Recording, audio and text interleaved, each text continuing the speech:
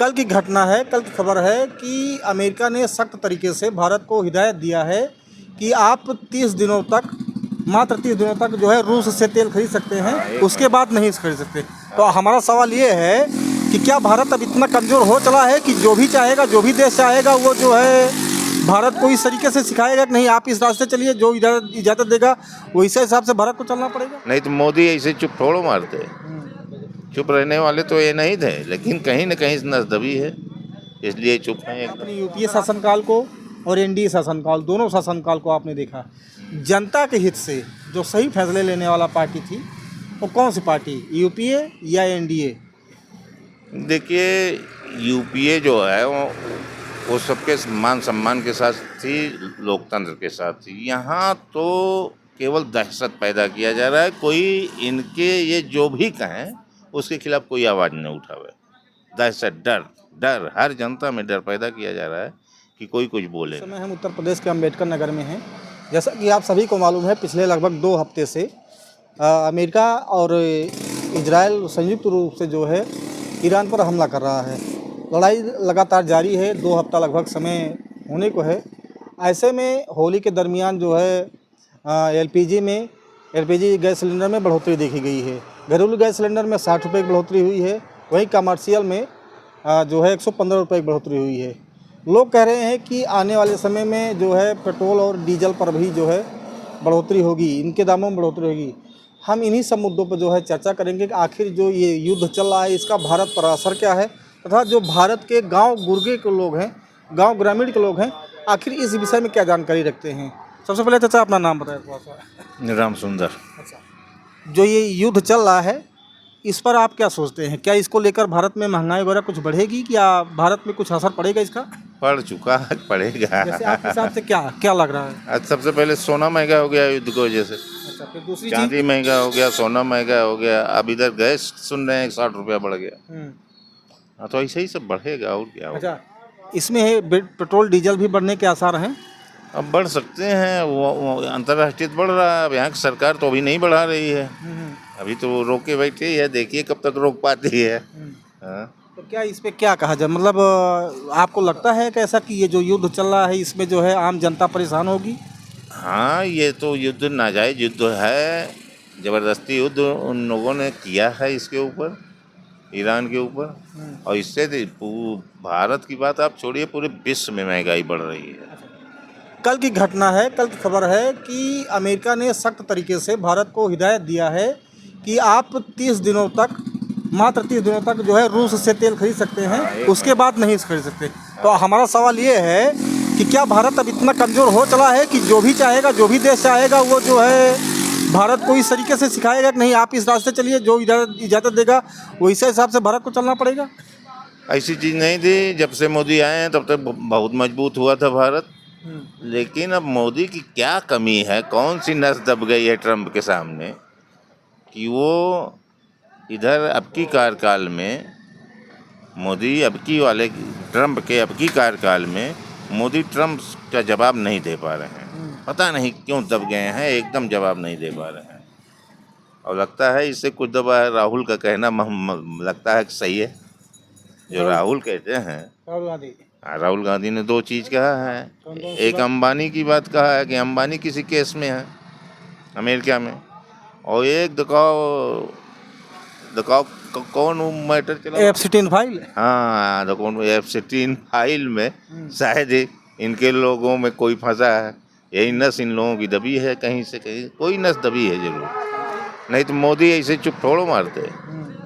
चुप रहने वाले तो ये नहीं थे, लेकिन कहीं न कहीं नस दबी है, इसलिए चुप हैं एकदम। तो अगर आपको ऐसा लगता है कि जैसा राहुल कह रहे हैं, राहुल गांधी कह रहे हैं कि F-16 फाइल में भारत के प्रधानमंत्री नरेंद्र मोदी का नाम तथा केंद्रीय मंत्री हरदीप सिंह पुरी का नाम जिस तरीके से आ रहा है, वो अनिल अंबानी का नाम भी उसमें समेट रहे हैं कि अब उसमें कह रहे हैं कि नैतिकता के आधार पर जो है इन लोगों को तत्काल इस्तीफा दे देना चाहिए। आपके हिसाब से क्या वो सही कह रहे हैं? अगर उसमें नाम है इन लोगों का, तो भारत देश की जनता जो है, या ये यहाँ का माहौल, जनता जो सोचती है कि ये आदमी करप्ट है, या चाहे वो पैसे के मामले में, चाहे उसके, तो वो तो बाहर हो ही जाना चाहिए, उसको राजनीति से हट जाना चाहिए, ऑटोमेटिक हट जाना चाहिए, नहीं तो जनता तो खुद ही हटा देगी उसको। दूसरी चीज़ अगर हम ये कहें, अगर जैसे आप तो इतने बुजुर्ग दिख रहे हैं, इतने वरिष्ठ दिख रहे हैं कि आपने यूपीए शासनकाल को और एनडीए शासनकाल, दोनों शासनकाल को आपने देखा। जनता के हित से जो सही फैसले लेने वाला पार्टी थी वो कौन सी पार्टी, यूपीए या एनडीए? देखिए, यूपीए जो है वो सबके मान सम्मान के साथ थी, लोकतंत्र के साथ थी। यहाँ तो केवल दहशत पैदा किया जा रहा है, कोई इनके ये जो भी कहें उसके खिलाफ कोई आवाज़ न उठावे। दहशत, डर डर हर जनता में डर पैदा किया जा रहा है कि कोई कुछ बोले न, चाहे जहाँ ये बुलडोजर चला दें, चाहे जहाँ ये जिसको एफआईआर करके जेल में डाल दें, चाहे जो कर रहे हैं। आज देख लीजिए, हर विभाग के अधिकारी इतने भ्रष्ट हो गए हैं, किसी काम के लिए जाइए तो बगैर पैसे काम होना नहीं है, ये स्थिति है। अब जब से अमेरिका ने हिदायत दिया है कि आपको 30 दिन तक जो है रूस से तेल खरीदना है, ऐसे में भाजपा के नेता वगैरह, मंत्री वगैरह ये कह रहे हैं कि ये मोदी जी की कूटनीति है, जब चाहे जहाँ चाहे जिससे चाहे वो जो है परमिशन ले ही लेते हैं। और ऐसे में जो है आप जानते हैं कि जो गोरखपुर से सांसद हैं रवि किशन शुक्ला, उनका वक्तव्य इसी तरीके का आया है कि मोदी जी इतने कूटनीतिज्ञ हैं तो हर चीज़ को बाखूबी समझते हैं और बड़े बाखूबी से जो है, बड़े चालबाजी से, बड़े चालाकी से जो है वो रूस से तेल खरीदने का परमिशन ट्रंप से ले लिए हैं। आपको ये बयान अच्छा लगता है, ये देश हित में है? अब क्यों ट्रंप ने दे दिया इनको और क्यों नहीं दे दिया, मेरे ख्याल सबसे पहली चीज़ तो ये है कि ट्रंप कौन होते हैं कि जो हमको कहते हैं कि आप तेल खरीदें, आप तेल न खरीदें। जैसे भारत देश में देहात में जो नौटंकी होती थी, तो जोकर कहता था लड़ाई चालू तो लड़ाई चालू, लड़ाई बंद तो लड़ाई बंद। वही हाल ट्रंप कर रहे हैं, तो जोकर बने हुए हैं और इनको नचा रहे हैं, ये उनके इशारे पर नाच रहे। क्यों नाच रहे हैं भाई? हम उनके कहने पर तेल खरीदेंगे और उनके कहने पर नहीं खरीदेंगे? इनको जवाब देना चाहिए। हमारा जहाँ से सौदा होगा, जहाँ से हमको सस्ता मिलेगा, जहाँ से हमको आराम तलब मिलेगा, वहाँ से हम लेंगे।